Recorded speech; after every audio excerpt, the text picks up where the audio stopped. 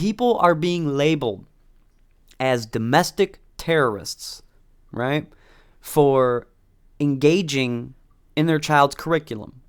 Democrats and liberals and whatever they want to identify as, they are saying that you're not a teacher. You are a parent. You shouldn't have any say in your child's curriculum. So you mean to tell me that because I don't want my child indoctrinated, that makes me a domestic terrorist? Well, sign me up for being a domestic terrorist then, I guess. I don't consider myself one. Do I consider myself an advocate of abolition of the state? Yes, I do. Do I think my daughter should not be indoctrinated by the government? Yes, I do. But it's funny though, because people know I'm radical. I'm public about I'm very, very public about how radical my views are. And it's only radical to normal folks, to the status quo. It's only radical to those kinds of folks. But my daughter's mother is completely apolitical, right? I won't speak about her personal business, but she is absolutely apolitical, right?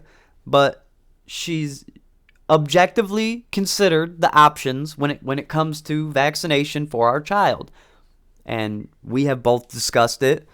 And also when it comes to like race essentialism and such, like I'm more than positive she doesn't want her child thinking that she's automatically racist and evil because of the color of her skin. Now, I haven't discussed that part with her, but I've known her for about a decade. I'm pretty sure this is the case, right? But we've discussed enough to where I've gotten insight, and we're on the same page. She's completely apolitical. But if you were to ask these people, the Democrats and the far leftists or whatever, she would be a domestic terrorist. The Attorney General is saying that they're going to continue investigations into people who are questioning the curriculum and coming to the meetings and such because they believe that these are domestic terrorists. It's not because they actually believe that. They don't actually think that we're domestic terrorists. We're a threat to their power. Their indoctrination centers, the public school system. This is why school of choice is never on the docket. And this is why that's one of the reasons they hated Trump, is because he was trying to advocate for school of choice.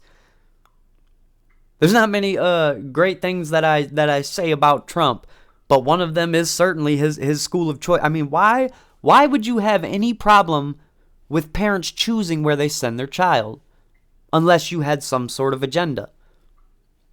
It certainly seems like there is an agenda. And this opposition, if you were to only watch the corporate news, you wouldn't have any idea what kind of opposition is out there. I can't even talk openly about compliance because all I have to say is take a look around the country.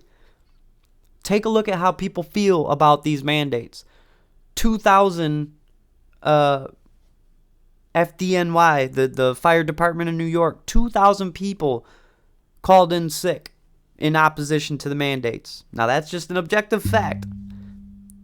I won't even speak on it. And sure, they have like 300,000 employees, right?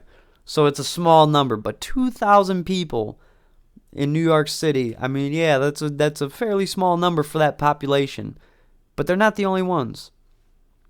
They're not the only ones.